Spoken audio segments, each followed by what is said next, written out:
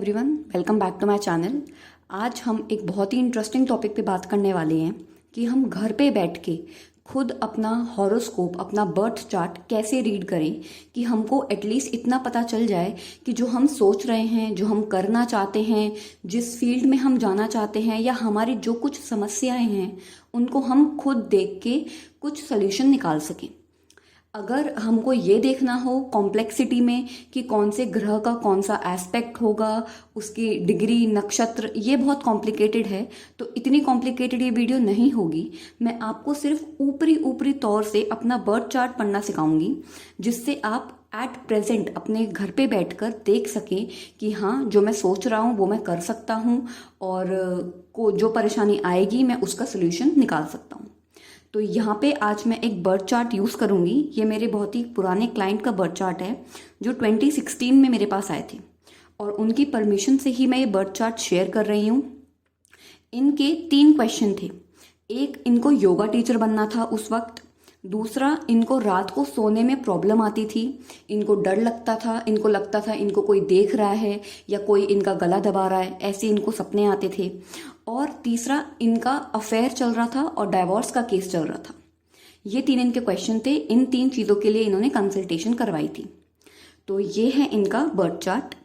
जैसे कि आप देख सकते हैं, इनके बर्थ चार्ट में असेंडेंट जो लग्न है वो एरीज लग्न है, इनका सन एनिमी साइन में है, मून न्यूट्रल साइन में है, मार्स न्यूट्रल साइन में है, मर्क्यूरी न्यूट्रल साइन में है, जुपिटर अपने खुद के साइन में है, वीनस न्यूट्रल साइन में है, सैटर्न एनिमी साइन में है। अब अगर आपको देखना हो कि आपके कौन से प्लैनेट्स कौन से साइन में है, वो फ्रेंडली है, एग्जॉल्टेड है, न्यूट्रल है या डेबिलिटेटेड है, तो मैं आपको यहाँ पे स्क्रीन पे एक चार्ट दिखाऊंगी। आप इस चार्ट से अपने हॉरोस्कोप में देख सकते हैं कि कौन सा प्लैनेट कौन से साइन में है, फ्रेंडली या एनिमी या बहुत अच्छा या बहुत खराब। तो ये हो गई बेसिक बात। अब सबसे पहले जब भी आप अपना बर्थ चार्ट देखेंगे, सबसे पहले आप लग्न को देख लें। लग्न यहाँ पे इस इंसान का एरीज है। अब एरीज क्या डिनोट करता है, क्या रिप्रेजेंट करता है?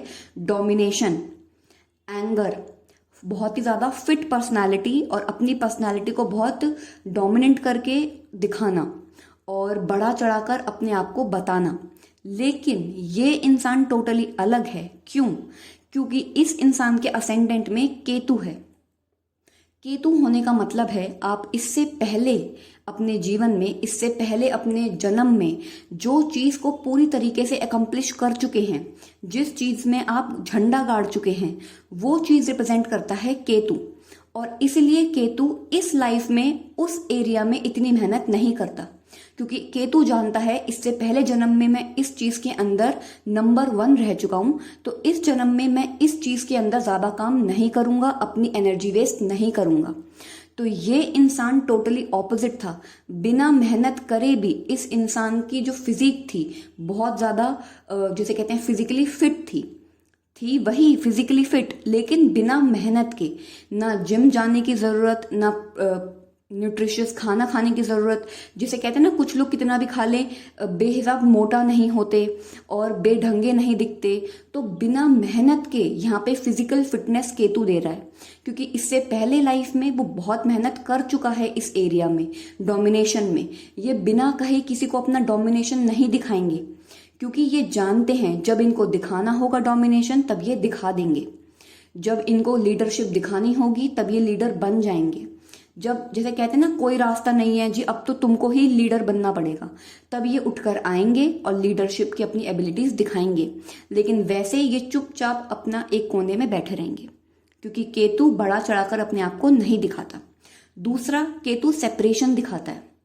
जैसे कि इस इंसान को अपनी बॉडी से, अपनी फिजिकल अपीयरेंस से, मैं कैसा दिख रहा हूँ, दूसरे लोग मुझे कैसा देख रहे हैं, इस चीज़ से कोई फर्क नहीं पड़ेगा। यहाँ पे एक फिजिकल डिटैचमेंट हो रहा है अपनी खुद की ही बॉडी से, अपने आप से। इनको ज़्यादा फर्क नहीं पड़ता कि लोग इनके बारे में क्या सोचते हैं। तो ये सब चीज़ हमको असेंडेंट और असेंडेंट में बैठे हुए साइन से पता चल रही है। अब मार्स इनके 2nd हाउस में। अब जैसे आपने मेरी इतनी सारी वीडियोस देखी होंगी तो आपको अब तक पता चल गया होगा, 2nd हाउस होता है हमारी फैमिली वेल्थ, फैमिली बैकग्राउंड, हमारा कल्चर, जिस कल्चर से हम आते हैं, हमारे रिलीजियस बिलीव्स। फैमिली का एटमॉस्फेयर, ये सारी चीज़ें रिप्रेजेंट करता है। और हमारा वे ऑफ कम्युनिकेशन, हम किस तरह से कम्युनिकेट करते हैं, कैसा कम्युनिकेशन करेंगे, ये थर्ड हाउस बताता है। लेकिन हमारा वे ऑफ कम्युनिकेशन, कि हमारी वाणी कैसी रहेगी, हम अपने दूसरे इंसान को इम्प्रेस कर पाएंगे या नहीं, वो सेकंड हाउस बताता है। क्योंकि सेकंड हाउस हमारे गले को भी रिप्रेजेंट करता है, जो हम खाना खाते हैं उसको भी रिप्रेजेंट करता है। यहाँ मार्स के आने की वजह से नंबर 1, ये इंसान बहुत हार्शली बोलता है, बहुत रूड स्पीच है इनकी, और गाली गलौज का इस्तेमाल करना, अल्कोहल में मीट खाना, ये सारी चीज़ें देखी जाती हैं और ये इंसान ये करता भी है। तो मैंने इनको बहुत बार कहा भी था कि अगर आप ये चीज़ें छोड़ देंगे तो आपको मार्स के यहाँ पे अच्छे इफेक्ट देखने को मिलेंगे, लेकिन इनसे नहीं हो पाता, ये अल्कोहल और मीट नहीं छोड़ पाते। तो यहाँ पे मार्स वो चीज़ दिखा रहा है। 4th हाउस में इनका सैटर्न है। अभी हम बेसिकली वही हाउसेस डिस्कस करेंगे जहाँ पे प्लैनेट्स होते हैं। आपको भी अपने चार्ट में वही हाउसेस देखने हैं जहाँ पे आपके प्लैनेट सिट कर रहे हैं, कि वो कौन सा हाउस है, वो हाउस क्या रिप्रेजेंट करता है और वो प्लैनेट क्या रिप्रेजेंट करता है, उसके हिसाब से आप देख सकते हैं। अब 4th हाउस रिप्रेजेंट करता है हमारा जो फैमिली का एटमॉस्फेयर है, हमारे घर का जो एटमॉस्फेयर है, हम घर के अंदर कैसे हैं, हमारे घर का माहौल कैसा है, हमारी माँ हमको कितना कंफर्ट देती हैं, कितनी नर्चरिंग देती हैं, ये सारी चीज़ें। यहाँ पे सैटर्न है। इन लोगों के घर का एटमॉस्फेयर बहुत ही मोनोटनिक रोबोटिक एटमॉस्फेयर है, क्योंकि यहाँ पे इनको बहुत ही ज़्यादा डिसिप्लिन से रहना पड़ता है।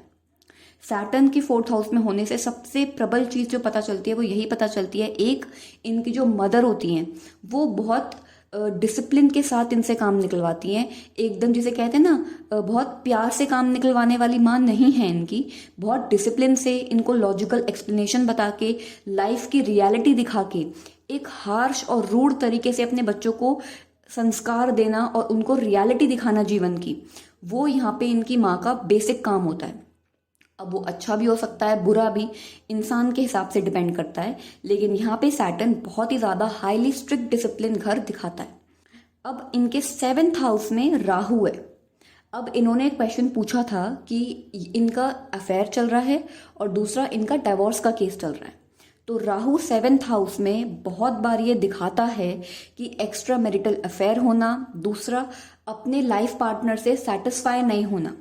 एक, ये इंसान बहुत ही ज़्यादा डीपली इन्वॉल्व, इमोशनली इन्वॉल्व होगा अपने पार्टनर के साथ, लाइफ पार्टनर के साथ, लेकिन लाइफ पार्टनर को इनसे मटीरियलिस्टिक गेन चाहिए होता है, लाइफ पार्टनर को इनसे फ़ायदा चाहिए होता है, क्योंकि यहाँ पे ये खुद भी बहुत बिजनेस माइंडेड है। राहु 7th हाउस में इंसान को बहुत बिजनेस माइंड बना देता है और वो प्रैक्टिकली सोचता है, अपने फ़ायदे के बारे में सोचता है। तो पहले तो ये अपने पार्टनर से फ़ायदा लेना चाहते हैं और बाद में इनको पता चलता है इनका पार्टनर भी इनसे फ़ायदे के लिए ही जुड़ा हुआ है। तो इसलिए यहाँ पे सेकेंड मैरिजेस के चांसेस दिखते हैं, अफेयर के चांसेस दिखते हैं। और इनकी मार्स की पोजीशन को देखते हुए, इनकी स्पीच को देखते हुए मैंने इनको कहा था इनका डाइवोर्स तो पक्का होगा, लेकिन ये जिस अफेयर में इस वक्त हैं और उस वक्त जो दशा थी, वो जो रिलेशनशिप था, वो इनका आगे अच्छा तरीके से ब्लॉसम कर सकता है, तो इनको उस साइड पे देखना चाहिए। तो वही हुआ, बाद में इनकी शादी हो गई थी जहाँ पे इनका अफेयर चल रहा था वहाँ पे, और बाद में इनको ज़्यादा प्रॉब्लम्स नहीं आई, क्योंकि दूसरे इंसान की जो हॉरोस्कोप थी उसको भी स्टडी करने के बाद इनका जो मैच था वो काफ़ी अच्छा जम रहा था। अब बात कर लेते हैं इनके 9th हाउस की। इन्होंने क्वेश्चन पूछा था, मुझे योगा मतलब मैं योगा सेंटर खोलना चाहता हूँ, वहाँ पे अपने अंडर टीचर रखना चाहता हूँ और एक पूरा अच्छा फिटनेस सेंटर में खोलना चाहता हूँ। तो इनके 9th हाउस और 12th हाउस से ये बात मुझे पता चल रही है कि इनका इंटरेस्ट स्पिरिचुअलिटी में, मेडिटेशन में, योगा में, ध्यान में, साधना में बहुत है, और उस चीज़ को बिजनेस में कन्वर्ट कर पाना इनका 7th हाउस का राहु दिखा रहा है कि ये उस चीज़ को बिजनेस में कन्वर्ट कर सकते हैं। अगर ये अपनी जॉब छोड़ के इस एरिया में घुसें तो इनको काफ़ी फ़ायदा मिलेगा, क्योंकि 9th हाउस भी वही दिखा रहा है और 12th हाउस भी। 12th हाउस में जुपिटर और मून के होने की वजह से ये इंसान योगा के सेक्टर में, मेडिटेशन, एक्सरसाइज के सेक्टर में बहुत अच्छा कर सकते हैं। मतलब जो स्पिरिचुअलिटी के, आयुर्वेदा हो गया, मेडिसिन का बिजनेस हो गया, ये सारी चीज़ों में ये बहुत अच्छा कर सकते हैं, क्योंकि नंबर 1 इनको इस चीज़ की नॉलेज जुपिटर यहाँ से दे रहा है 12th हाउस में से। कैसे एग्जीक्यूट करना है वो राहु 7th हाउस से बता रहा है, और अपना काम निकलवाना कैसे है दूसरे को डोमिनेट करके, ये मार्स दिखा रहा है। मर्क्यूरी और वीनस इनको 9th हाउस में से वो पावर दे रहे हैं कि ये स्पिरिचुअल साइड को अपनी खुद को एनहेंस करके दूसरे को वो नॉलेज दे सकें। इनका तीसरा प्रॉब्लम था स्लीप का प्रॉब्लम। इनको रात को लगता था कि एक तो स्लीप पैरालिसिस, अगर आप में से कोई नहीं जानता हो स्लीप पैरालिसिस के बारे में, तो ऐसा लगता है कि आप जग रहे हैं लेकिन आप अपनी आंख नहीं खोल पा रहे हैं, हिल नहीं पा रहे हैं, कुछ बोल नहीं पा रहे हैं। तो वो यहाँ पे जब भी 12th हाउस में या तो मून और राहु हो, मून या जुपिटर हो, या मून केतु हो, या मून अकेला भी हो, तो भी वो चीज़ 12th हाउस में दिखाता है, क्योंकि 12th हाउस है हमारे सबकॉन्शियस का एरिया, हमारे ड्रीम का स्टेट, हमारे लॉस का स्टेट, जो अल्टीमेटली हम खोकर कुछ पाते हैं। तो वो जो खोने का एरिया है वो 12th हाउस दिखाता है। तो यहाँ पे इनकी स्लीप बहुत बुरी तरह अफेक्ट हो रही थी, जिनके लिए मैंने इनको रेमेडीज बताई थी, जिनमें से एक था मेडिटेशन। अगर आप सिर्फ आधे घंटे से स्टार्ट करें डेली मेडिटेशन करना, तो आपकी 12th हाउस में चाहे कोई भी प्लैनेट हो, आप कितने ही रात को परेशान होते हो सोते वक्त आपको कितनी परेशानियां आती हों, वो धीरे धीरे कम होना स्टार्ट हो जाती हैं। और अगर आपको मेडिटेशन करने में प्रॉब्लम होती है, आपको नहीं समझ आता कि मेडिटेशन कैसे करना है, तो आप सिंपली एक शांत जगह पे बैठ जाएं। कोई बैठने की पोजीशन नहीं है कि आपको जी ऐसे ही बैठना है, जैसे भी आप कंफर्टेबल हो वैसे बैठ जाएं और अपनी सांसों के ऊपर अपना ध्यान लगाएं और सिर्फ अपने जो माइंड में जितनी भी थॉट्स आ रही हैं उनको देखें कि आप इस वक्त क्या सोच रहे हैं।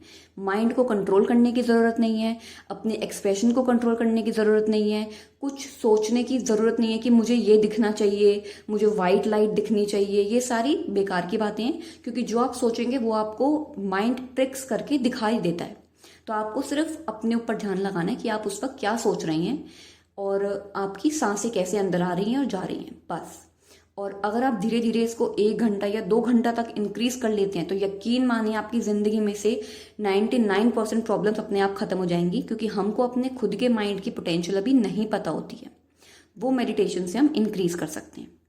तो ये था इनका चार्ट, और बेसिकली चार्ट को कैसे पढ़ा जाता है। तो नंबर 1, अपने असेंडेंट, और असेंडेंट में जो साइन है वो ज़रूर देखें। जिस हाउसेस में जो प्लैनेट है उस हाउस के बारे में स्टडी करें और प्लैनेट के बारे में, तो आपको बहुत सारी चीज़ें क्लियर हो जाएंगी कि अपने बर्थ चार्ट में आप जो देख सकते हैं। और अगर आपको और डिटेल्स जाननी है, कॉम्प्लेक्सिटीज़ के अंदर जानना है, नक्षत्र, डिग्री, तो आप मुझसे कंसल्टेशन करके व्हाट्सएप पे पूछ सकते हैं। आई होप आपको आज का वीडियो पसंद आया होगा। प्लीज़ इसको लाइक करें और मेरे चैनल को सब्सक्राइब करें।